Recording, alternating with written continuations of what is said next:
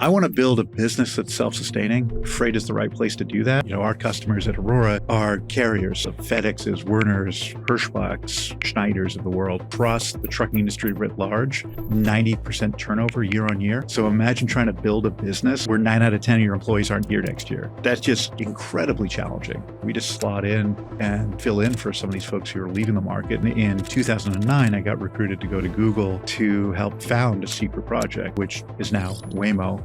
The first time I got on Waymo, and I was just like, this is awesome. I feel like incredibly lucky that I get to work on a technology that is just super interesting, hard, and ultimately will be incredibly valuable economically as well.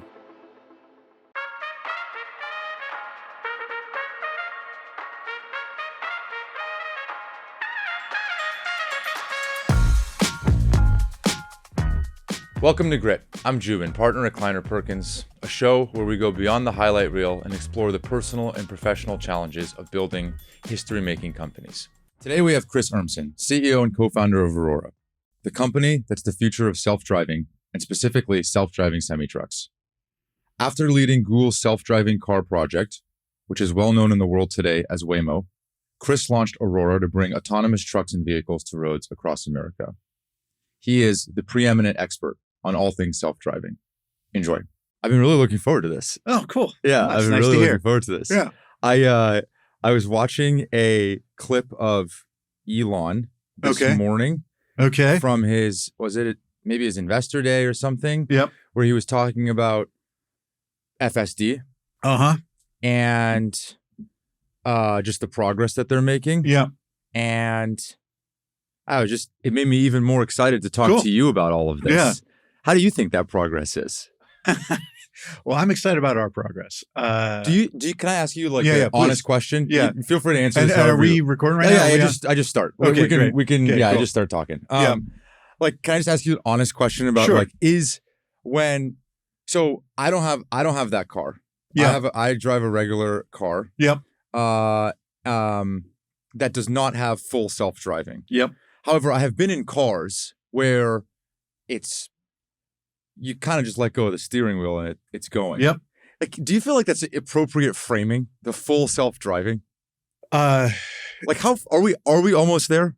I think that if you go to San Francisco and ride in a Waymo, you're there. Yeah. Right. I think with a little bit of luck, a month from now, you get in one of our trucks driving between Dallas and Houston. It's driving itself completely. It'll do so safely.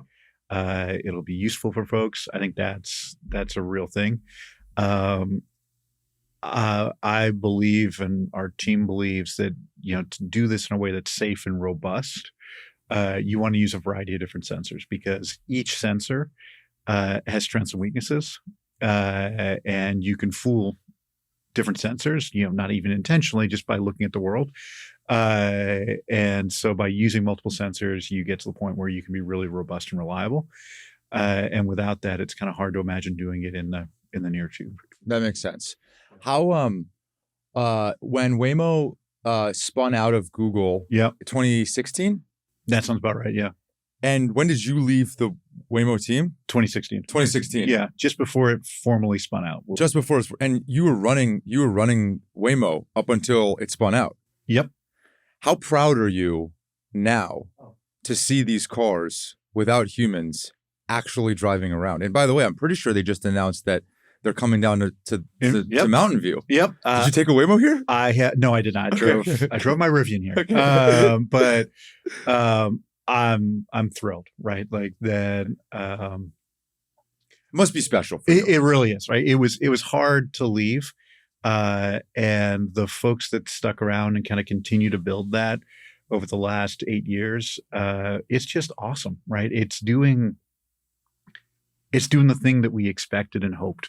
All right. I remember talking with Dimitri, one of their co-CEOs, when we were working on this together. And it was like, if we get this right, this is going to be better than an Uber, right? It's going to be private. It's going to be safe. It's going to be clean. It's going to be, and people are going to ride in our thing and they're going to say, I'm never going to take an Uber again. Right. And I love Uber. Uber's a wonderful platform, but the opportunity with this technology is profound. And to see it actually happening and, in San Francisco, it's at this point, it's just part of the city, right? And that's, I think, when something is real, when it's just there. It's kind of magical. Chris, I was turning out of my garage and I was taking the first right to get to the office yesterday or 2 days ago.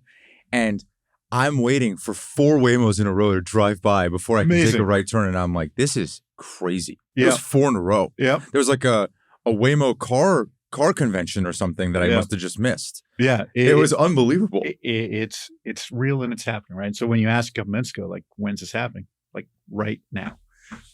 It's awesome. And what technology is on the Waymos? And I assume that's the same thing, same strategy that you've taken with Aurora? At 10,000 feet, yeah, they're very similar, right? In that we, as far as I understand, both of us use a combination of laser, radar, and camera to see the world around us. We use high-performance computing. We use AI and machine learning and all the other good algorithmic stuff to make the thing understand the world around it, drive safely through it. And so it is, at that level, very similar. At Aurora, we've got a couple of really interesting tweaks on that. So we have a special kind of laser rangefinder that allows us to see further than conventional LiDAR can. And that's really important for us because we're driving big trucks on the freeway at highway speeds. Like semis. Yeah, 18-wheelers on the road, 70 miles an hour down the freeway. So, that kind of sensor, I think, is unique to, well, I know it's unique to our approach to it. And then, of course, we're working on big 18-wheelers and they're working on passenger cars at this point. Totally. Super interesting how this market continues to play out. For sure. For a long time, it was the thing that was always a year or two away. And now actually seeing it, it's crazy. It's phenomenal. For our company, when we founded the company, it's like, well, we can kind of figure out within a couple of years when we're going to be able to launch. And then it got to within, Airbar was a year and then it was quarters and now we're at weeks. Wow. Right. And our certainty of exactly when we'll be on the road. And just so that I can understand the distinction on the technology side. Yeah. You believe that it takes a bunch of different pieces of technology to be aware of your surroundings in a way that is safe and good and better than what we have today. What Tesla is saying is we only need LiDAR. Is that right? They're saying they only need camera. They only need camera. Yeah. And but they're making a lot of progress. Oh, and technologically awesome. Right? Yeah. Do you think there's something limited there? Yeah, I think that they're not going to be able to cross the chasm, right? And there's this fundamental difference between... Sorry, what is the chasm? Yeah, that's where it's going to get to, right? There's this fundamental difference between helping a driver, where the driver is attentive and paying attention, versus replacing the driver in the vehicle. And why do I say that? So let's maybe take Tesla off the table and let's just talk about adaptive cruise control. So this is a thing where you're driving down the freeway, you set the cruise control. My car has that. Yeah, it slows down and speeds up based on the vehicle in front of you. So the assumption with adaptive cruise control is that you're looking out the window, you've got your hands and feet ready to go. And so it's actually okay if it doesn't hit the brakes. It should hit the brakes. But it's okay if it doesn't because you're paying attention. And even if it gets it wrong half the time where it needed to hit the brakes really hard and it shouldn't have, you're there as a backstop and you're paying attention, so you're going to take over. And what that allows it to do is to not have false positives. Because if you're driving, I don't know what you drive, but you're driving your nice BMW or Mercedes with adaptive cruise control down the freeway at 60 miles an hour or 65, and it hammers the brakes on in the middle of nowhere. You're like, that's not cool. You do it a second time or a third time, not only are you creating risk for other users on the road, but you're now calling the car dealership and saying, I want my money back. This thing's a lemon. I just drive down the freeway and hits the brakes whenever it wants. Mm-hmm. And so when you get into the machine learning space, the AI space, you're willing to accept a lack of recall, which means kind of seeing the events, so long as the precision. So the events that you do see are real events, because that's what the customer cares about. And the kind of the product requirements are react when you can, But whatever you do, don't have false positives. Don't hit the brakes when you're not supposed to. And so that you have a freedom on the recall dimension. When you start talking about a self-driving vehicle, one where it's taking over the whole driving task and you're not expecting someone to pay attention, you no longer have that freedom. Because if it crashes into half the vehicles he's on the road, that's just not a product, right? Whereas in the driver assistance case, if it didn't brake for half the times it should have, it's kind of okay because you're going to take over and hit the brakes. And are you saying that the jump from driver assistance to autonomous, if not done with autonomy in mind from the ground up, is not possible? Not possible is a very strong statement, but I don't see how you get there. Again, part of it is market forces, right? That if I'm making a driver assistance system, I want to find this operating point that allows where the false positive rate, the false braking events are so low that I can accept it, and that it behaves well enough that the customer wants it. And then I'm going to take all the cost out of that I possibly can. So that's going to push you in a direction of down costing because you've kind of met the goal. To go from that to a self-driving system where you have to have both high recall and high precision, you're using a different set of technologies to enable that. So it's kind of how I think about it, at least. But do you think if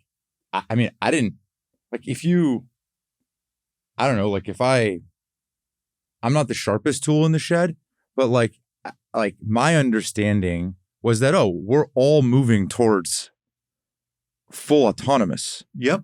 Independent of how you get there. I think if you listen to that earnings call that I heard this morning, it was like, that's happening.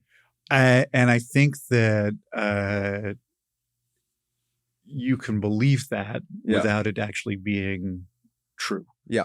And by the way, you're quite the authority on this. You weren't just some random business leader and CEO of Waymo. You wrote all of the code. Well, no, I never. In the beginning, I absolutely did not write all the code. Right, we had an amazing team who did the work. You were driving the technology strategy from the ground up, writing early lines of code. Oh, absolutely, for that system. Yeah, no, I've had the good fortune to work in the space for 20 some years at this point, and back in the day, working on robots to race in the DARPA Grand Challenge, and then helping found what's now Waymo, and now building Aurora. I had the privilege of working some of this technology, but I definitely did not write most of the code. Maybe my point was not that you wrote, but as much to say is you are deeply steeped in the technology. I think so. Yes. Yeah. I like to think so. You're an engineer turned CEO. That's right. Yeah. And in the DARPA challenge, that's how you got to Google in the first place, isn't it? Yeah. Well, I had been doing, so these DARPA challenges, the idea was back in 2003, the Defense Department wanted to accelerate automated technology for the military. And so they had a competition to have vehicles drive from Los Angeles to Las Vegas across the desert. And so I was at Carnegie Mellon at the time. I was a grad student and became the technical director for Carnegie Mellon's team in that. A lot of good stories there, but long and short of it took about 3 years, and we got to the point where we could mostly drive on our side of the road, mostly not crash into things. And then the Defense Department says, problem solved, we'll leave it to industry to industrialize it. And then in 2009, I got recruited to go to Google to help found a secret project, which is now Waymo, with the hope that we could take the ideas that we'd come up with at the DARPA Challenge and commercialize it and build self-driving cars for folks. So you're in college, you're a grad student. Yep. And DARPA has a challenge at Carnegie Mellon. No, it was a national challenge. That you were leading the Carnegie Mellon team. Yeah. So this was a competition. Again, they put out a call to anyone who wanted to come play. And they said, if you can drive across the desert from Los Angeles to Las Vegas, and you can do that in less than 10 hours, The first team that does that on race day is going to get $1 million check, which at the time sounded like a lot of money. Still a lot of money. And so a bunch of us grad students, a couple of faculty members, we worked on it. The first year we took this Humvee and we cut the top off it, put a big electronics box that had computers. I don't know if you remember Itanium computers, but we had one of the first Itanium computers in it. We had that actually I think of as kind of the Lucy of self-driving cars, the missing link, where it was the first time we had lasers, radar, camera, high performance computing, and mapping, high definition mapping together to get a system to work. That first year, we were supposed to drive about 150 miles that trip. We ended up going about 7.5 miles before literally bursting into flames, well, almost literally bursting into flames. So it was a little bit disappointing. Honestly, it was kind of crushing, right? You've worked incredibly intensely for 9 months. But the Defense Department, and in retrospect, we recognized that we had basically driven, if you looked at the product of distance and speed, we were an order of magnitude ahead of what anyone had done before, despite not meeting the goal. And so they said, come back next year. We'll give a $2 million check to the winner. And so we came back with Carnegie Mellon. Stanford competed that year. And at Carnegie Mellon, we ended up coming second and third behind the Stanford team. What year is this? This was 2005. Okay. And so that was exciting. And, it was those first two events were kind of like Robot Nerd Woodstock, right? It was a bunch of folks out in the desert and hanging out, and, it was great camaraderie. And so then the Defense Department said, okay, in 2007, we're going to ask you to bring vehicles. And at this time, we're going to close down. Well, they didn't say this, but what they did is they closed down an airbase, and we had to drive around with moving traffic. So they hired a bunch of stunt drivers out of Hollywood, got them in cars, brought them out there. And so we've got robots driving around this old airbase. And they had to drive 60 miles around the airbase, going various places with interacting with traffic and whatnot. And that one, the Carnegie Mellon team, I was the technical director for, ended up winning that one. The Stanford guys, I think, came second. So, and that nucleus actually that started what's now Waymo, what was called Project Chauffeur when we kicked it off, was a couple of us from the Carnegie Mellon team and a number of folks out of Stanford that kind of built it. In 2007, what was the car able to do on the base? Yeah, so it was driving, it speeds up to, 35, 40 miles an hour. It was driving on its side of the road, can make left and right turns at intersections. It could track other vehicles. It could take turns at stop signs. So it was kind of the toy problem sounds dismissive. It's not the way I intend it, but kind of the proof of life that you could actually go do this for real on the real world. And at that point, once you did that, were you quite convinced that this was going to be a thing? I don't know that I was all the way there yet. No, I thought this was cool. It was clear how it was going to help the military. It seemed likely this would be useful. But I was still I'd taken a brief stint working for a defense contractor. I was a faculty member, and it seemed like it could be, but it was not clear that it would be. Yeah. It took a few years and some of the progress we made at Google to get to the point where no, this is going to happen. And the difference between could be and would be was a technology thing, or was it more of like a society regulation safety thing? It's been technology. I think for many years I don't know if regulators are going to be okay with it. I don't know. And that felt always like not it, right? Mm-hmm. That the society, I guess I'm a bit of an optimist. You kind of have to be an entrepreneur, I think, but especially to be one in self-driving. Geez, yeah, fair enough.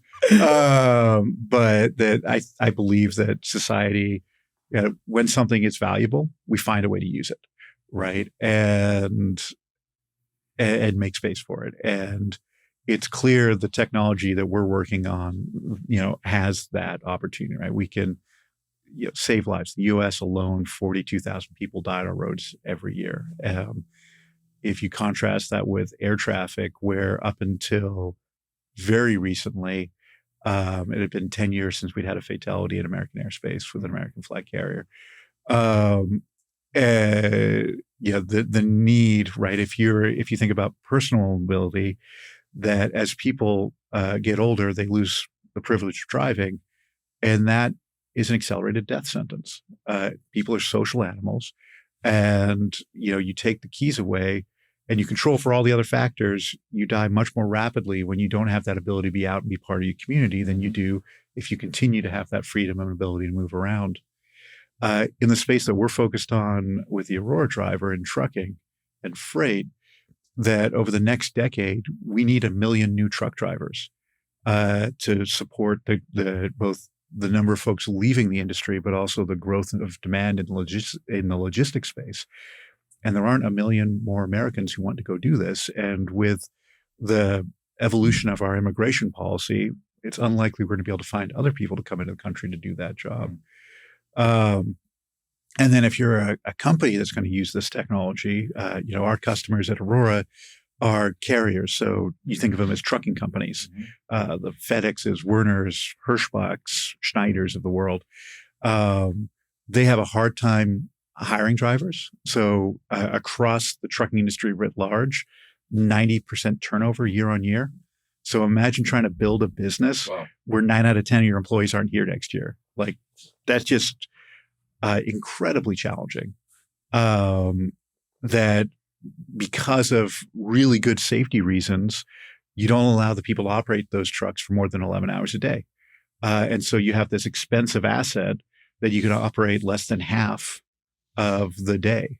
And so if you think about what the Aurora driver will provide these companies is it'll complement the people they can hire to drive. It'll allow them to run the asset twice as hard. And that's a key financial metric for them. And it'll give them a scalable access to a safe driver. It'll ultimately drive down injuries and fatalities on our roadways. It'll reduce for them the cost of operation. It's sustainably a huge thing. So today our fleet is seeing a 13% improvement in fuel economy relative to kind of the national standard. Wow. And so, I feel like incredibly lucky that I get to work on a technology that is just super interesting, hard, and is really important, and ultimately will be incredibly valuable economically as well. Yeah. I have a ton of questions on how and why you chose to apply this technology to trucking and freight. Before I get there, when Google called you in 2008, yeah. They called you in 2008? Yeah.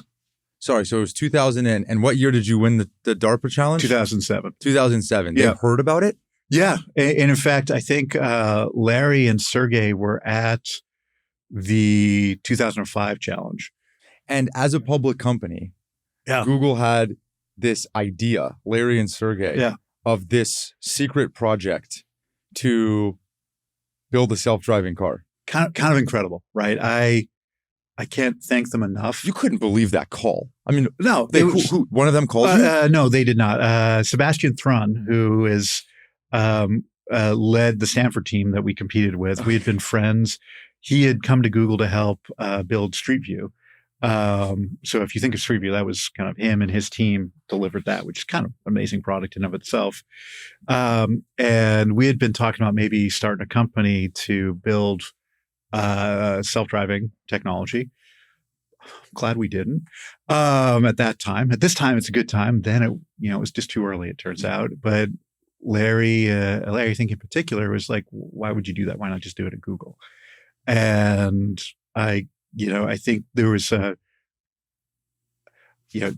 can speak for himself, but my understanding, my belief was that Larry looked at the resources they had at Google, the incredible people, technology. It's like, this is important what we're doing.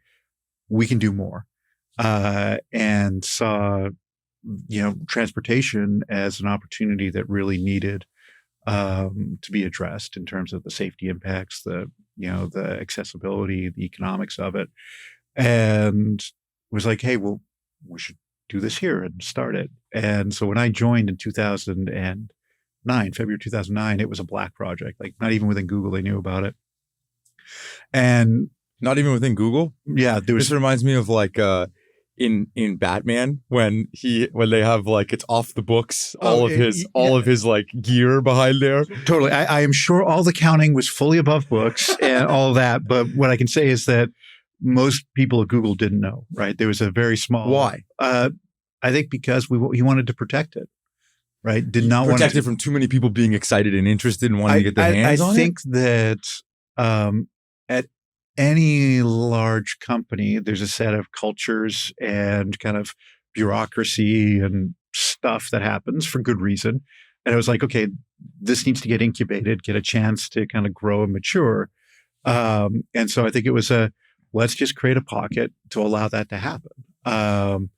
And they did, right? Very much to Larry, Sergey, and Bill Coren, their credit. And so we it was about 2 years. It was just a black project. I remember we talked about it ultimately at one of the TGIF events at Google, and everybody kind of lost their mind. It was very cool. And are you like showing up into a separate office? Yeah, we were. So at first, we shared space with some of the geo team, their mapping team, but ultimately we ended up having kind of a different building, and we were around the Google venture people a little bit for a while, and then. And if people asked you what you do here, it didn't come up a lot. It would just kind of work on geo stuff, right? And yeah, I remember even being out in the public with these things, and we had the big spinning LiDAR on the top, looked like a Kentucky Fried Chicken bucket. And, we had this thing called a wheel encoder, measured the rotation of the wheel. It had a stick on up. And I remember at one point being on 280, filling up a gas station, and somebody comes up and it's like, there were two theses. One was that it was a perpetual motion machine, right? That this thing on the top was a wind turbine, and we were picking up energy from the wheel. It's like, cool. You think that's why we're at the gas station. And then the other was that we were storm chasers, right? that we were out there. And so, we just kind of nodded along and, didn't actively mislead, but also just kind of kept ourselves and did our thing. Wow. Yeah. And what you said that you were thinking about starting your own self-driving company at that point. Yeah. But it was not a good time then. And you said, thank God I didn't. In retrospect, yes. Why? Because of funding? I think that the technology wasn't ready yet. And it takes a place like Google to have the patience for you to be in there 100%. Taking your time. Whereas if you go raise money and you do all these things, the time horizons wouldn't really work. We certainly weren't taking our time. Like this was a pretty intense, this wasn't kind of a sleepy research lab. Like, I was getting up and heading to the office at 8 or 9, work till 6, go home, have dinner, put the kids to bed, go back, work, 8, 9 till 1 in the morning, right? And there was a core of us that were doing that for a couple of years, right? Wow. So we were really working hard at it, right? We wanted to make it happen. But the investment that was needed to kind of just understand this, right, and incubate it, that it needed the resources of a Google, and I sincerely believe that without the urban DARPA grant challenges, none of this would happen. And then furthermore, without Google's willingness to invest and kind of explore what seemed like a crazy idea at the time, we wouldn't be where we are today. There certainly wouldn't have been, a cycle of investment that we saw over the last, call it, 8 to 10 years in the automated vehicle space at all. In order to do what you did over those few years at Google, if you had done your own company, how much money do you think you would have had to raise to like make that happen? I think for the first, we were pretty lean, and, without trying to reveal internal Google expenditures, but over the first 2 years, we were probably got up to about 30 to 50 people. Okay. Started with kind of a half dozen. So, it wouldn't have been that much money to raise, but I think the ability to raise, hey, I'm going to go build a self-driving car company, right, which, by the way, is not a word that exists today because we made that up when we were at Google. And I don't know exactly when it's going to work. And, I don't clear how the business model is going to Uber didn't exist, right? So even the notion of kind of ride hailing and, like taxis were the biggest metaphor, but how big is that market? Right. I just don't think it could have happened. The amount would have been modest, $20, $30 million by today's standard. But, if you look at how long it's taken Waymo, and again, this is not lazy people. They're working hard and focused on it. They started in 2009 and it's 2025. So 16 years to get to something that's starting to look like scale and real. It's a long time to incubate. That is a long time. Yeah. And when 16 years just to get the first cars on the road. Yeah. 15 years for the first cars, but yeah. Exactly. And this is why I'm saying, and I feel at Aurora, we've been at it 8 years now, and we've been fortunate to have investors who understood the mission we were on, and we've worked hard to make sure they understand this is not a 3 months and hockey stick. This is an 8 years and transform an industry's play. And so I'm incredibly thankful for their patience. But 16 years is even more crazy. Yeah. So when you started on that project, how often did it cross your mind, I don't know if this can even be done? Because the amount of edge cases that exist in the real world is absurd. Yeah. And by the way, this is one of the early amazing use cases for applied AI. Totally. And what we think of as AI today was not what it was then. Absolutely not. And so I think there's an expression, ignorance is bliss. And I think that was key to this, right? And the kind of the more engineering and business one is, think like an amateur or dream like an amateur and execute like a professional. And I think if I had understood how hard this was going to be, I think I would have found something else to do. But don't you think you did understand? If you didn't understand, who could understand? Nobody. I don't think any of us did. I think certainly in 2009, it was like, this was hard. How hard can it be? Right. And I think that's key to any endeavor. I think if you ask anybody who started a company, surely you knew how hard this is going to be, maybe for second or third time founders, but anybody who starts the first time does not appreciate what they're getting into. I think that's the whole theme of your podcast. And in hindsight, what were the moments that were the hardest that you thought, I don't know, I don't see how we're going to get through this one? What problems? It's always been people problems, right? The technology, again, maybe too optimistic. The technology, you're going to figure it out, right? You put enough sweat into it and you get smart people around. We'll get that figured out. The people stuff is always delicate. And at least for me, the stuff that's the hardest, right? Not because I care, right? I want our people to be successful. I want folks who work with me, if they're investing their time and their effort into it and they're kind of gracing this with themselves, I want that to be worth it for them. And so it's always been people things like there's been a lot of press around the Anthony Lewandowski Google stuff that happened back in the day. And that was very stressful and difficult to navigate.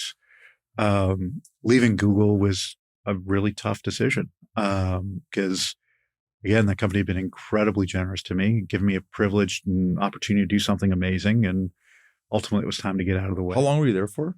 How long? 9 till 7.5 years. Wait, and can I just quickly visit the Lewandowski thing? Because I forgot about that. I wish I had. You didn't. And you were running the group at the time? Mm-hmm. And what happened? He was one of the key... Yeah, he was one of the founders. With you? Yeah, when I moved to California, I slept at his apartment. I had a room in his apartment for the first couple months until we found a place. And he was one of the founders with you. Yeah. And then after a few years, he and Anthony's off doing his own thing now, and wish him the best, I guess.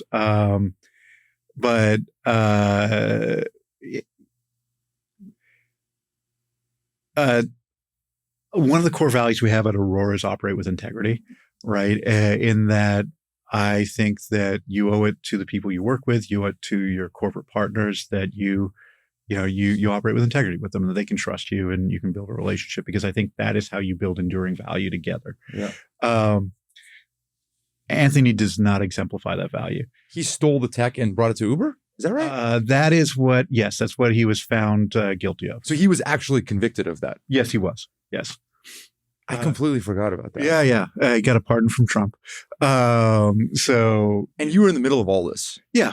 And did you have to go to court? Like, did you have to testify? I was deposed and Google settled the day before Larry had to testify. And so I didn't have to do that. But I did have to testify in the, what do they call it? The arbitration dispute that he had with Google. So, yeah. Oh my gosh. And on the one hand, like it was an easy situation for me. You just have to not lie. Right. On the other, it was less, that was not such a big deal, honestly. It took time and, dredged stuff up, but it was more navigating the interpersonal dynamic that comes with that kind of thing happening at the company, right? I imagine it's a gigantic distraction for everybody too. Yeah. And again, at any organization, if you have someone that is kind of trying to pull it apart while you're trying to accomplish something, it's destructive. Mm-hmm. And I was not effective enough at communicating to Larry, Sergey, and the other leaders, like, hey, this is what's happening. I wish I'd done a better job of that. I think it probably would have caused less pain for everyone involved if I had been more effective at that. But, live and learn. Did you think that it was going to kill the project? There were a couple of moments where it felt like, I remember, and I think this all came out in the this is all out there. I'm pretty sure. But I remember, so 2011, we had hit a milestone, and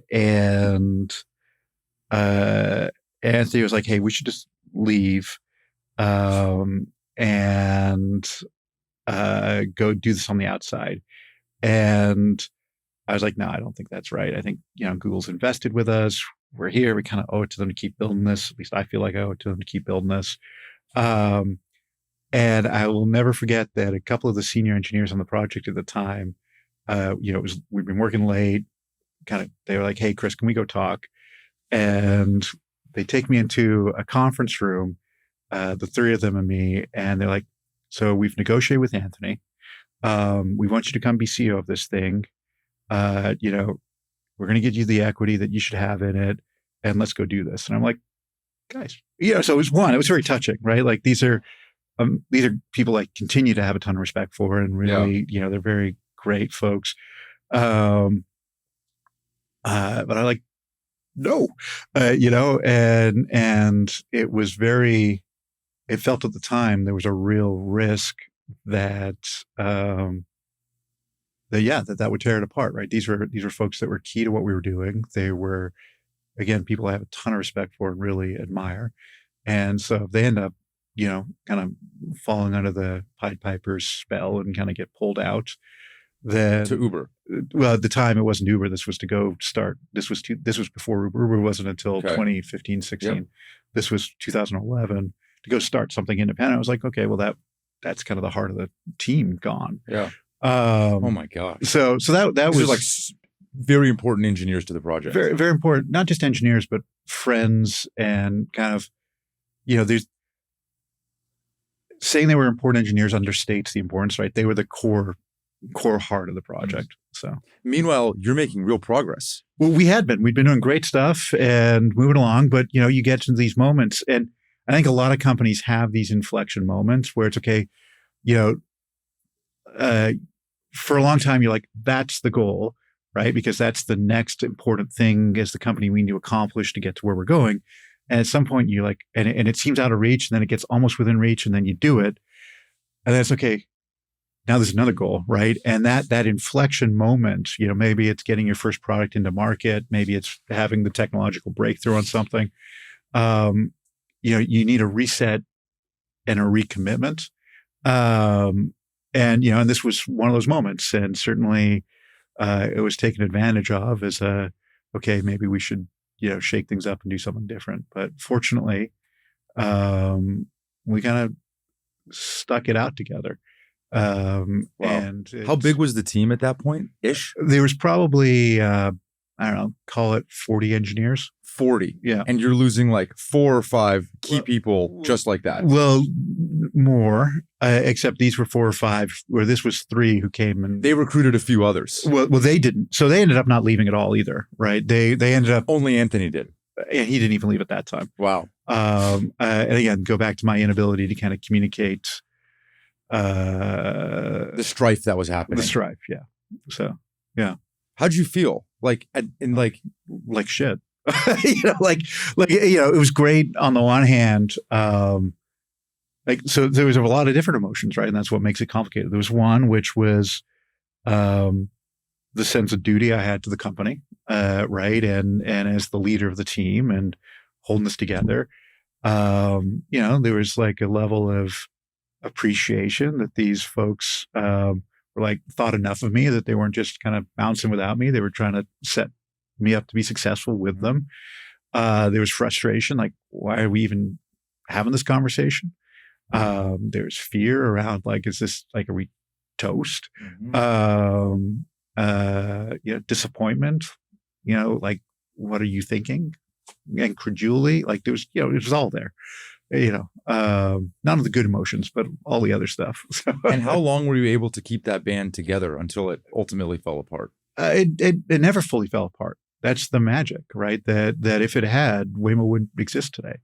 And so those core engineers, those core people stayed. Yeah, they did.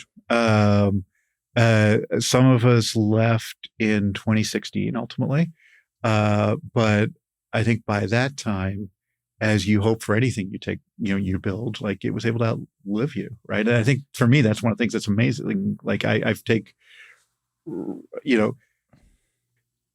what Waymo's done since I left is due to Dimitri, to Kendra, the team that's done that work. And, it's awesome, right? And it's a lot of hard work, and they had to wrestle with a lot of things. But there's a part of me that will always be really proud of the fact that I helped kind of set the culture, set the organization, set the path that got that to a starting point. And then they, carried it forward, and it's awesome. I will always be thankful to Dimitri. At the time when I left, I was pretty disappointed that he didn't come with me and we didn't go do something together. But in retrospect, I'm really appreciative of the fact that he did stay and that he has been such an important part of driving that forward. And it's meant that time that I spent there, is resulting in something meaningful in the world, right? And that's cool. That's really cool. So. Did you cry the first time you got in a Waymo? No. Did you get emotional? I've been in a lot of self-driving cars. It was just awesome. Actually, the first time I got on a Waymo, I went for a ride with Dimitri. We went around San Francisco, and it was just like, this is awesome, right? And it's doing the thing. It's kind of like when you're, I can't even think of the right metaphor with the kids. Probably like so our kids both are off of college, and, you get them off to college and they're like, oh, they're kind of like a full on real human being grown up. Right. And it was kind of, similar kind of pride. You know that quote, the future is here, it's just unevenly distributed? Yes.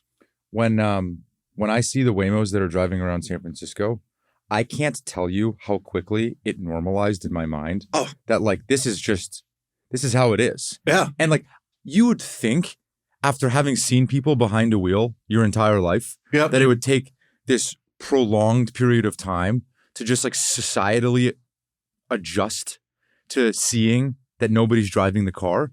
It happened like that. Yeah. And now, I'm so used to it that when people come and visit me, like I just had my cousins here from Vancouver last weekend, they were like, I'm not going in there. No way. Like, what do you mean these things are driving around? Like and this is Vancouver. Yeah. Like, we're on the West Coast here. Yeah. Exactly. Isn't that crazy? Like it's all happening right here. And in my mind, I'm like, yeah, of course, like this is the way of the world. But every once in a while I get reminded, like, oh, the future is just right here. Yeah. And I think like anything else, certainly anything that's transformational, people will naturally and appropriately have skepticism. Right. That, like you think of like elevators, for a long time, you had to have a person riding in the elevator to press the buttons, because, it was kind of scary otherwise, right? And, when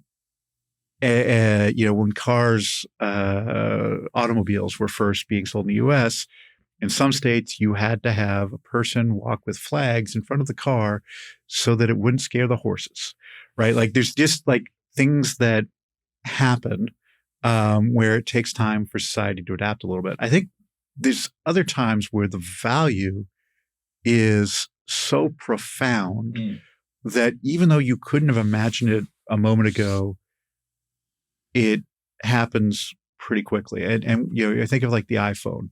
Or Uber or Airbnb. Some of these, yeah. Don't you think like the idea of staying in somebody else's house? Yeah. I'll say I'm a little still, my experiences with Airbnb have been a little mixed. But Uber certainly, the iPhone, I think of as like, if you'd asked me in, again, 2006, do I want like a piece of glass with no phone digits in my pocket? The answer is like, what for? Right. Whereas in 2011, it was clear that you needed these things. And so I think that my experience with people riding in self-driving vehicles has been that independent of the initial state, it goes through like a very short sequence, right? So at first, either they're super skeptical and they're like, this is BS. Let me look for, the dude hiding on the seat driving or whatever. Or it's terrifying, or this is amazing, right? Those are kind of the three states they start at. They get in the vehicle. For the first, 2 or 3 minutes, it's, oh my gosh, there's no one touching the steering wheel and it's driving and there's no one touching it. And that takes 2 or 3 minutes. And then by about, 5-10 minutes, they're kind of like, is that all it does? Right. Like, yeah, we're doing 65 miles an hour on the 101. Yeah, that's all it does. It's a self-driving car. What do you expect? And then by 15 minutes, they're on their phone. Right. And like, yeah. And it just happens. Right. And so, your cousin's from Vancouver, get him one. And I bet you that's the way it plays out. And my theory on this and why I think it normalizes pretty quickly is that we're all used to being driven. Right? Whether it's riding a taxi or an Uber or your significant other driving or your parents driving you as a kid, right? It's just kind of normal to be in a vehicle and have somebody else driving it. And so once you get over there's not a person sat in that seat doing it, the experience is the same. And then similarly, when you're walking down a street in San Francisco, all those other cars you're not controlling and they're driving by. And so, yeah, at first it's kind of crazy that there's nobody in that, but very quickly it's just another vehicle driving by that I don't control. Can I give you my theory on it? Please, I'd love it. Yeah, it'd be better than mine. My theory is that we are way more adaptable as humans than we think. And I think that we grossly underestimate how adaptable we are in every situation. And I think we play out these stories in our mind that when something happens, good or bad, life-changing or not, we oversubscribe some emotion to how we're going to feel and adapt in that situation. And then we get in the situation and then we normalize just incredibly quickly. Yep. Whether that's like, you always think about if you're a kid and what life would be like when you're rich. And then all of a sudden you get rich. And guess what? Like after a week, you're like, oh, this is what rich feels like. Now I'm just rich. Yeah. Or you always think about the dream car that you're going to get. Yeah. And then you get that dream car. And then after a week, guess what? It feels like every other car you've ever driven, you know? Or you think about the loss of a parent or a loved one or something, God forbid. And then that happens. And then guess what? You move on. Like life just normalizes. I think that's right. I think it's part of the human, part of what makes us human is that adaptability. And I think about the folks fighting in Ukraine today, right? Inhumane, awful, and yet it's just there's folks who are able to adapt to that, survive it, work through it. So I think that's also true. Yeah. When was part of the deal when Waymo spun out that you were gonna leave? Like, no, I believe when you work somewhere and you disagree with what's happening, you've got kind of three choices, right? You can help fix it, you can get in line, or you can get out of the way. And there were some decisions that were being made that I didn't agree with, that I tried to address, tried to steer in the way that I thought would be most effective for the company to be successful. Was unsuccessful in doing that. Didn't really believe in the trajectory that we were on in the moment, for whatever reasons. And given that the team reported to me, and it wasn't fair to them, and it wasn't fair to Google that I be there. And so it was time to get out of the way, take option Was three. it people things or tech things that you disagreed with? It was more people and some strategy things. Okay. Yeah. That makes sense. Yeah.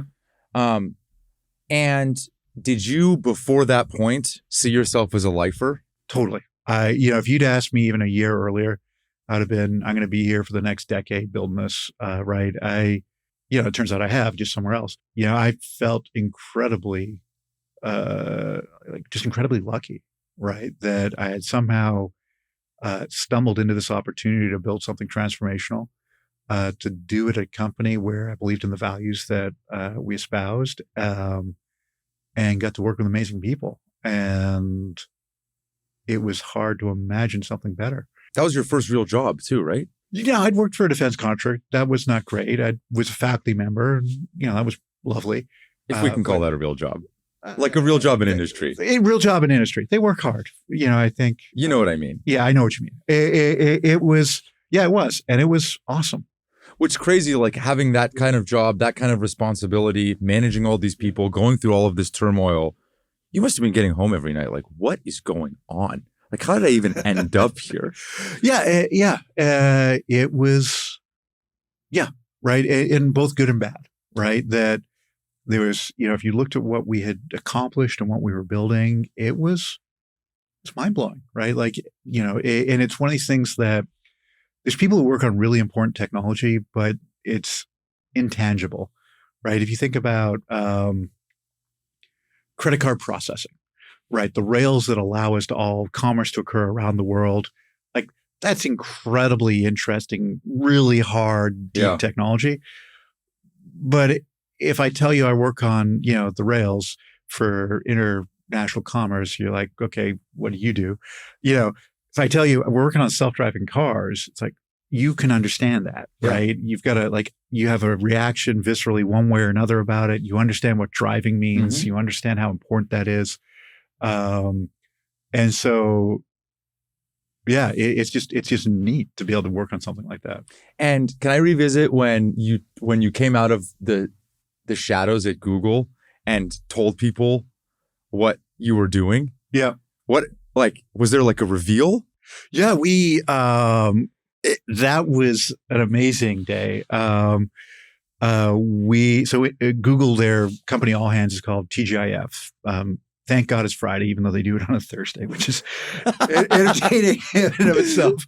But that was done for good reason. It was done because, they've got international, they had the fortune of being a big international company. Right. Friday is Saturday. Yeah, exactly. But it was still hilarious. Got to get up on stage in front of, I don't know, probably 60,000 Googlers at the time and be like, hey, we do awesome stuff at Google. And by the way, we make cars drive themselves, right? And talk about the tech. And, it's a company of engineers. And, being able to kind of lay out some of the cool technology. And, it was, you become an instant folk hero. Crazy. Yeah, it was very cool. What were the biggest, in hindsight, were there any decisions, probably technology oriented, that you underestimated how important they were looking back? Well, I'm sure nothing leaps to mind. I can tell you one at Aurora.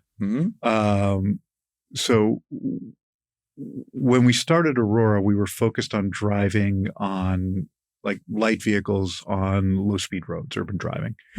And we knew trucking was going to be an important application, but we didn't think you could see far enough to solve it.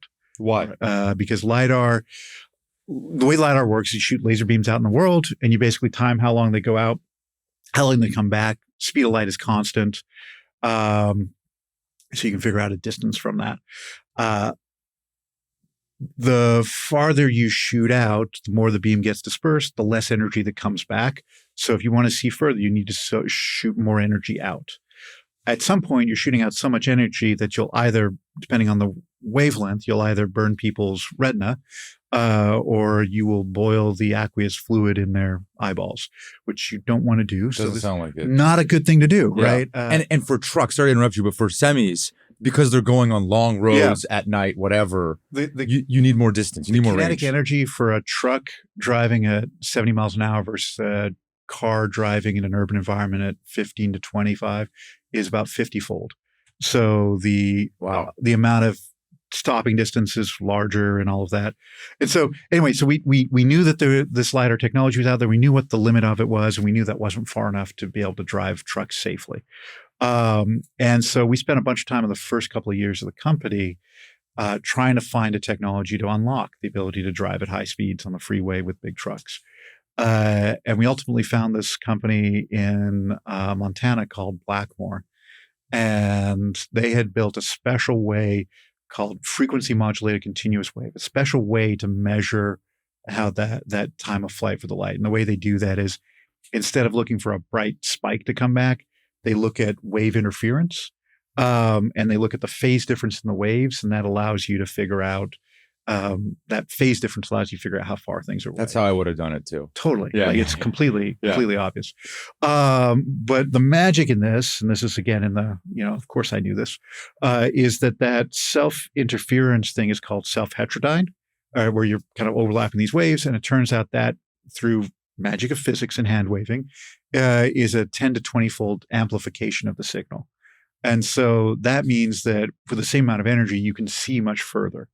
And so when we saw this team and thought about this technology in the past, we're like, it's just not feasible. Met this team. Randy Riebel was the founder of it. He's like, oh, we're doing FMCW. I'm like, yeah, right. And then, I'll take the meeting, but I don't believe you. Then got to know him, got to know the team. I was like, oh, they've actually cracked this.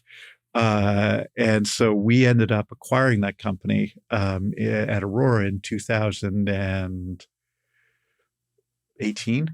And it was about 70 people, something like that. And it is one of the best acquisitions you could imagine. It's one of the fundamental bits of technology we have. Yeah. And it's one of those acquisitions, you hear like all acquisitions fail, right? Or at least most acquisitions fail. And this one's the opposite of that. Like it has turned out to have been, we were right about the need for the technology. We were right that these guys know how to solve it. And we were right that we could industrialize it. And the teams, for the most part, stuck around. And it's on every one of our trucks today. Wow. And without it, I don't know how, I can imagine alternatives, but this one works. And how long from when you left Google, started Aurora, and then did that acquisition? Yeah. So I left Google and I did not leave Google to start Aurora. I left Google because it was time to get out and then spent, 3 to 6 months trying to figure out what to do. And so we started Aurora kind of in earnest at the beginning of 2017. And I think we acquired Blackmore. And was the original charter of Aurora then not semi-trucks because you didn't know if the technology could actually get there? Yeah, it was not. So our mission has been the same from day one, which is to deliver the benefits of self-driving technology safely, quickly, and broadly. But if you look at our early pitch decks, when it was, okay, we're going to do cars. And then, we'll look at adjacencies like trucking and other places. And again, that was partly because we just didn't see how you could actually see far enough to drive these things. Right. You were going to do kind of a Waymo competitor. Yeah, something like Waymo, yeah. And was there a world where during those 3 to 6 months, you were not going to do something in self-driving? Like, because briefly, you're like, I've done this for too long. Yeah, it certainly crossed my radar. Like I was trying to figure out what to do, right? I was pretty down. And was looking at what the opportunities was. And it was very flattering, right? when I left Waymo or when I left Google, it made national news, which was like, Wow. well, that's kind of cool. And so I got a lot of interest and had a lot of really good conversations with folks. And I ended up like, I was trying to think about what do I want to do next. And really it came down to minimizing regret, right? I was thinking it through and I was like, well, I believe in this technology. It's going to happen. And, when I'm talking to my grandkids one day, I don't want to be like, I could have been a contender. I could have been, I could have helped make that happen. And so, when I did the math, like did the reason through it, it was, so I could start a company to go do this and we could fail. And it's like, right? You tried, didn't work out. That happens. Start a company, it kind of works, but I don't like it. You're like, okay, I can hand it off and leave. Or we could start a company, it's successful and you enjoy it. And that's, obviously the happy path and the one you hope for. And it seemed like all of those options were better than, at some point in the future going and saying, I could have done that. Mm-hmm. I could have been part of that, Mm-hmm. And so that was why I ultimately decided to kind of get back into it. Also felt like I had a unique set of experiences and skills that, I could have gone and been a product or programmer, engineering manager on something else, but it would have missed chunk of value that I have, right? Which is understanding the space and the technology and, what's needed to make it work. And so that seemed like I should go use that, right? That's like, without trying to sound goofy about it, but that's kind of my purpose, right? Was to go do this and make it happen, given the experiences I'd had. And then the decision to start a company rather than go, I had opportunities to go to lead self-driving development at a couple of different OEMs and a couple of different tech companies. I decided that the right path was to start a company because I'm a big believer that a well-run company executes on its mission. And that at some point things go badly and you have to put the chips down. And you should put them down on the things that are aligned with your mission. And so if you're a car company, your mission is not to deliver the benefits of self-driving technology safely, quickly, and broadly. If you're Ford, it's something like, enable every American to be able to buy a reasonably priced car or something like that. I don't know if that's still it, but it's that gist. If you're Google, it's organize the world's information to make it universally accessible. And so at some point, this is a hard problem. Most companies are not going to have the patience that a Google has. And so if we're going to go do this, need to do it in a place where we can control our destiny. And that that we're not going to end up being the bet that other companies don't make. And if you look at what's happened over the last 10 years, there's been a number of these efforts, whether it's Apple shutting down Titan or Ford and Volkswagen shutting down Argo, or most recently General Motors shutting down Cruise. At the end of the day, each of these companies has looked at their mission and said, my resources, whether they're people or dollars or time, are not being served by, not serving our company's mission by doing this work. And so that seemed like it was clear. Well, it was clear to me when we started Aurora that was going to be one of our, benefits, was that we knew what we were about. We were focused on this, and, maybe we'll fail, but we at least control our destiny. And out of the gate, did you just have to raise a bunch of money? I imagine you had no difficulty fundraising. In the private markets, we raised $300 million, 395 million in the private markets. Okay. Okay. That's not that crazy. No, I feel like we've been pretty, that's pretty good. We were pretty efficient in total. Like, SaaS companies are raising more than that. Yeah. Well, but at the time, like we did our Series A was, I think 90 million raised, which felt large. Yeah. Right.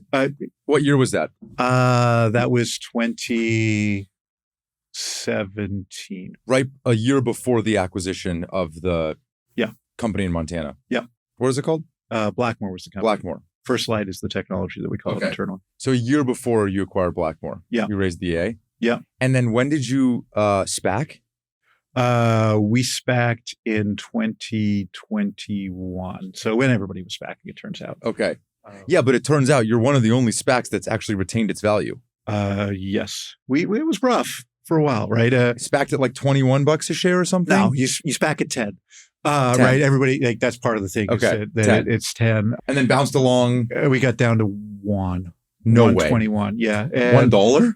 $1.21. Yeah. And it went from, I think it was 17. Not that I pay attention to the stock market. Right. Yeah. $17 in late November to $1.21. I think it was under $3 by February. Right. And this was the combination of the invasion of Ukraine and, whatever was happening in the markets. And now you're back up to basically. Yeah, we're bouncing around $7. We've been up to 10. So feeling pretty. It's like a $12 billion-ish company. Yeah. 12, 13, somewhere. Why did you, it is, like, how many other companies are close to their not that SPAC many. Price? I don't pay attention to that. I think there's very few. Yeah. Yeah. And I think there's a few things. Because you could have raised money in the private markets.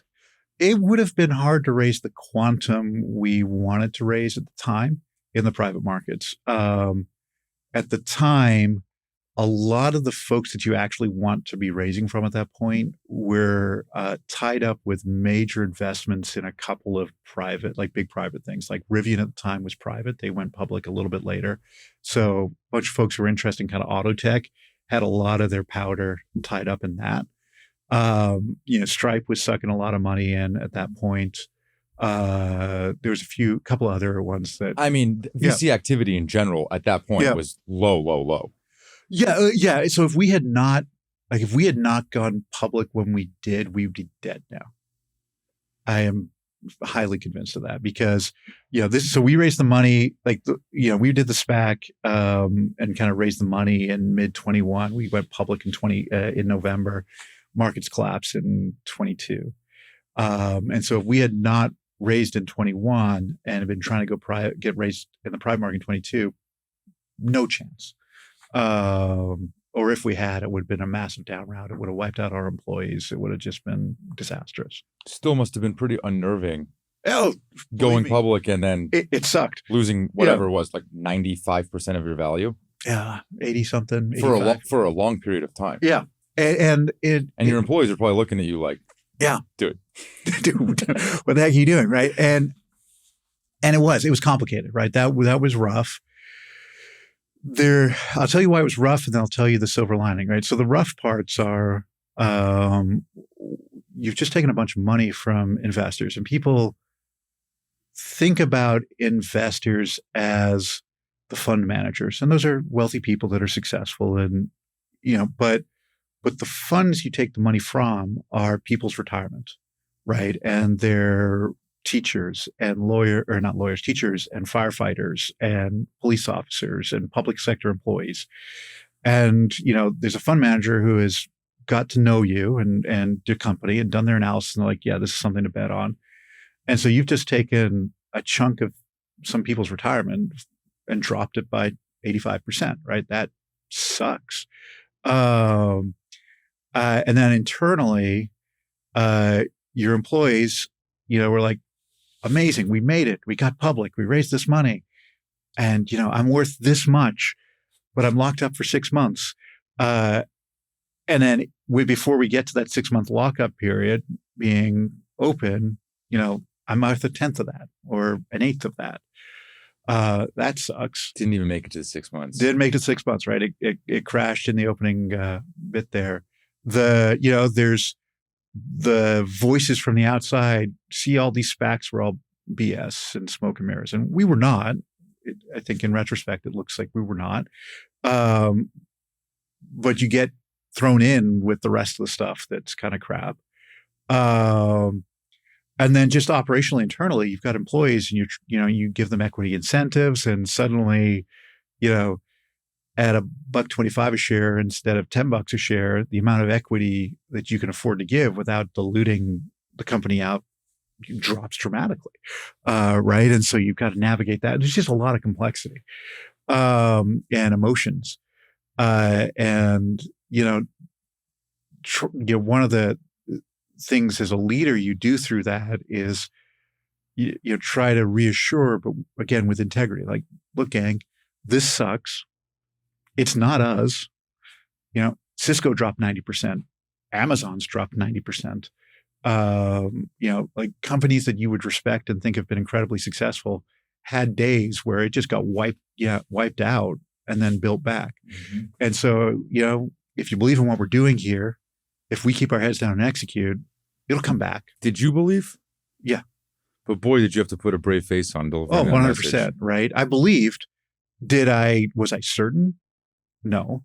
Right? Because we knew we needed to raise more money. But did I believe we could? And did I believe that if we executed, that ultimately, that I'm maybe optimistic, maybe naive, but I do believe that you can build trust with folks, right? And that, the investors that have bet on us since we were private get it, right? That, if I look at the, T. Rowe Price, which is a major, I think our largest shareholder at this point, they've been an investor with us with our B. They supported us when, the stock was low. They've reaped a benefit from that, which is great. But by being honest with them, by telling them what we're dealing with, by setting reasonable expectations, they were able to make informed decisions. And I think that's gone a long way for us.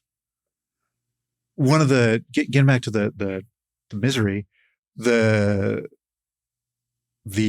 upside of that was, people talk about missionaries versus mercenaries as employees, right? The folks who are there for the vision, the mission, the folks who are there just to make a buck.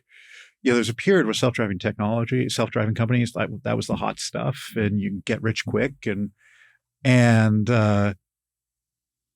you find out who those people are pretty quick, right? And I don't. That sounded judgmental. Right. And I think every one of us are different phases of our life, and there's different priorities. And sometimes you just need to make some money. Mm-hmm. Right. And sometimes you like the mission, but you need to make the money. And this seemed like there was an alignment of the two. And so as the stock is doing its Titanic impression, over the next couple of months, a bunch of people leave. Mm-hmm. Right. And in the moment that hurts, because these are people you like and you're working with. What you come to realize is that the people who believe, the people who are truly committed, are the ones who, and some of them may have been, but they just couldn't afford to. So I don't want to disparage the folks who left, but you do find the people who are committed, right? And that is additive to the culture, right? Because it no longer, the questions, in the all hands are no longer about hey, stock's down, what are you going to do about it? And it's more, hey, how are we going to make the company succeed, right? And you can interpret the first as the second, but it wasn't. And just culturally, the vibe is different, and we're all about the same thing, right? And it's and that, I think, was a secret blessing of this, is that it was a great filter. We had 1,800 people, something like that. And we still do today, but the people who are here are on the bus for the right reason. How many are there self-driving Aurora semis on the road today? Yes. How many? So we have about 30 trucks. We run 10 or 15 of them every day. They have an operator on board, but we've hauled over 2.5 million miles for customers, right? So hauling, whether it's packages for FedEx, intermodal trailers for Schneider, refrigerated trailers for Hirschbach, right? So, on that Dallas, Houston, and now Fort Worth to El Paso as well, we're hauling goods for folks. Dallas to Houston. So it's all in Texas. It's all in Texas right now. We've also gone out to Phoenix. We ran an experiment to make sure we could expand. Part of our thesis is that we can expand this relatively quickly. And that seems to work. Do you want to stay in semis? I want to build a business that's self-sustaining. Freight is the right place to do that. And then ultimately the technology that we have will go all kinds of places, right? And is the category of freight broader than semis in your mind? Yes, but middle mile freight is a massive market. So trucking in the US is $1 trillion market. Yep. The unit economics of trucking are that we pay people to drive trucks, or we pay for driving trucks 3 times as much as we pay for driving an Uber. And so if you think about entering a market, what you'd like is a market where there's high revenue per unit, because then if your COGS is high to begin with, you're still actually making money. And then you can drive COGS down and increase the margins meaningfully. And then the other part is that you want to look at the structure of the market. So ride hailing is what, a $50-60 billion market today in the US. Now, the way you're going to expand the ride hailing market is driving down the price to consumers, because it's a purely elastic market. And so what that means is, if you want to grow from that $50-60 billion market to the $2 trillion personal mobility market, you actually have to drive your revenue number on a unit basis down. Whereas in trucking, we're slotting in a market where the pricing umbrella, the next best alternative, is a person driving a truck, which on average in the US is 97 cents per mile. And so we don't have to drop prices to grow margin or to grow market. We just slot in and, fill in for some of these folks who are leaving the market and the shortage that we have in the space. So large market, don't have to drive the cost down, and real need. And so it feels like, let's go win there. Let's use that to drive up our volumes. That'll drive down the COGS for us, because one of the big drivers is hardware, and the more you make of it, the lower it costs. And then we'll go take this amazing technology, the processes, all of the non-sexy stuff in building and running that business, and apply it into the personal transportation space and apply it into other spaces over time. How far do you think we are from, the moments that you and I are having with Waymo now, just like seeing them on the street all the time with Aurora semis? It'll, much like Waymo's, it'll depend where you are. Today, if you drive between Dallas and Houston, you'll probably feel that way, right? We have trucks on that road every day. Within a year, we expect to expand outside of Texas. And we'll start to work across the Southern Freight Belt, and then we'll ultimately build into the rest of the United States. But we're going to be out there on the freeways much more so than in the cities to begin with. Eventually, we'll get to your store, but for the next little while, we're going to be focused on getting to the distribution centers, these kind of industrial park areas on the edges of cities where a lot of good calls. With no driver. With no driver. Like right now, there is a driver. Right now, there's an operator on board, but soon you want to remove it. Yeah, we're aiming for April. Wow. So kind of a month from now. Wow. Yep. Yeah, it's kind of exciting. That's incredible. It really is. Yeah. I don't know. I guess the obvious question in my mind is kids that are born now, are they going to be are they going to have a driver's license? I think if kids born now, I don't think they'll need to. Maybe they want to. Some people like riding horses. But I think, do you think it'll be a comparable thing to I think it's going to take a little longer than 15 years for it to be comparable to horses. But 50 years from now, it will be. And do you think it's going to be, do you think that the way the world will play out is that you will just take that software technology and just retrofit it into these cars? Or do you think it's going to be brand new sets of cars? So first, it's important to understand it's not just software, right? That when we talk about the Aurora driver, it is software, and that's an important part of it. Well, there's a bunch of interest, like we talked about LiDAR earlier. There's different LiDAR, radar, camera, the computer that goes in there, the networking. There's a bunch of hardware elements to this you have to get right as well.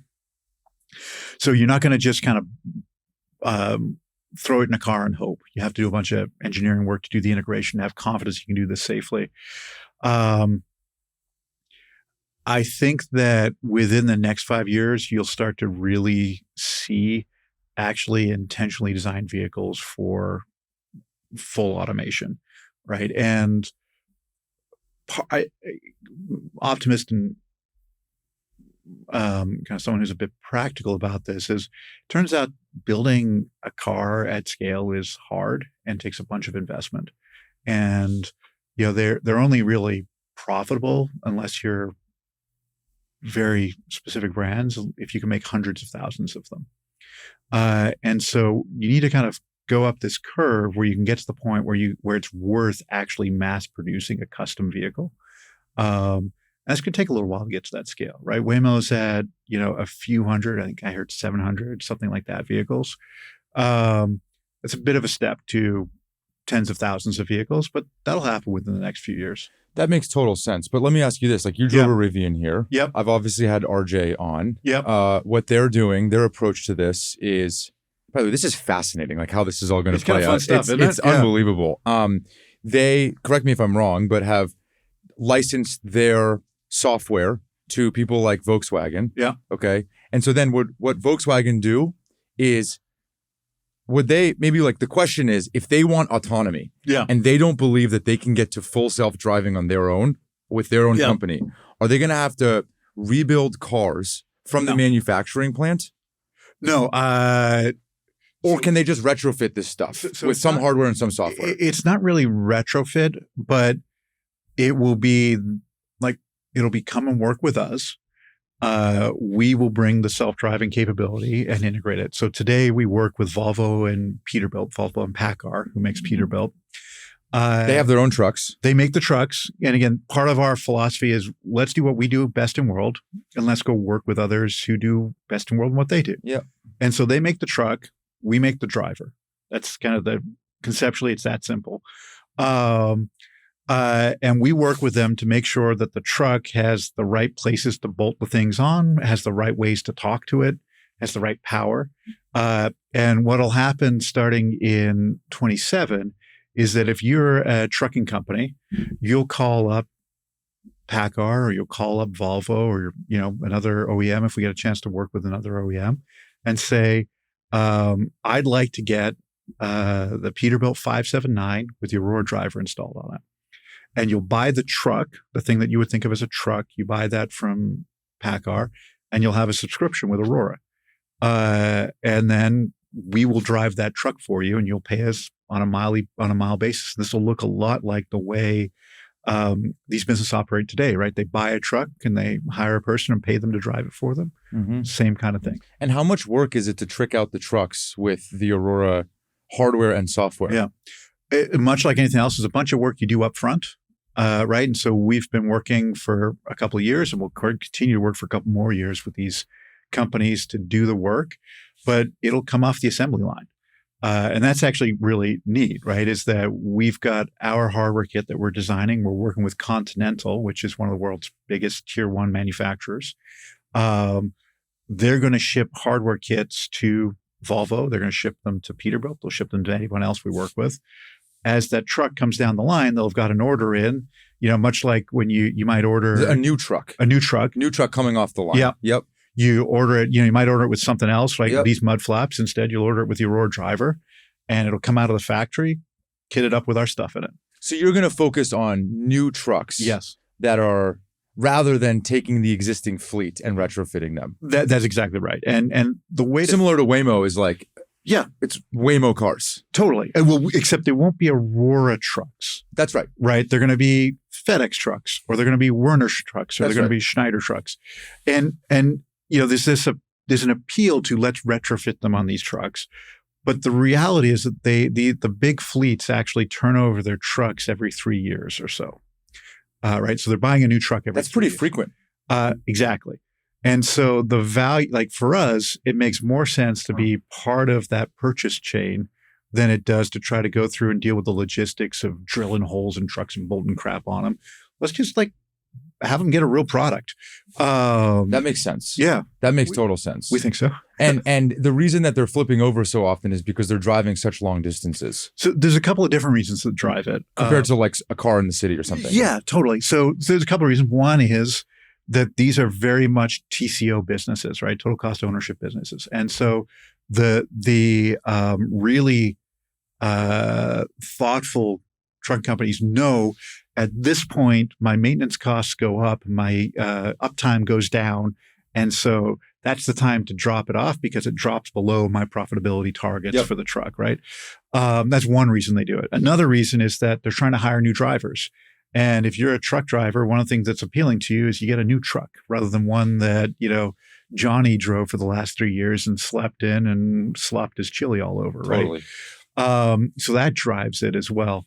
And then, yes, they drive a bunch of miles, right? That, today they'll drive on average 150,000 miles a year, which is about, somewhere between 10 and 50 times what you or I will drive. Yeah. Dang. Yeah. And do you have a perspective on how it'll play out in the consumer market? Not yet in depth. I expect that the ride hailing entry is actually the right way to start because I think that societally it's actually the better option. And I think if you look at cities where the price value curve is crossed, like you think about New York, most people in New York don't own a car. Yeah. Because the cost of parking it and maintaining it and driving it is just so high that it's worth taking the subway or taking a black car or a taxi. Talked earlier about this price elasticity. If you're able to bring the cost down of the self-driving technology, at some point, there's more cities where it will make sense for you just to call a Waymo than it will for you to park and own your own car. Yeah, that makes sense. And so I think it will happen that way, that it'll start as this service. And then as the cost of delivering that service drops down, and thus you can bring the price down to serve more customers, you'll get crossover points so that you're able to bring more and more people into this. And maybe, for a lot of families, it doesn't replace their primary car at first. It replaces their secondary car. And then ultimately it'll get to the point where in, like the Bay Area, there'll be enough density of this that you just, you don't bother owning a car at some point. You don't bother owning a car rather than owning a self-driving car. You just call an Uber or whatever. Exactly. And because the cost is going to get so low because the margins get so much better for an Uber because they don't have to pay the drivers and that kind of thing, the safety, the insurance. Exactly. And for you, the price is it doesn't have to, it gets below the point where it is worth it for you to own the car. Right. Much like if you're in San Francisco, a lot of people, again, don't own cars, right? I think it was New York first and then San Francisco's kind of followed. And, totally.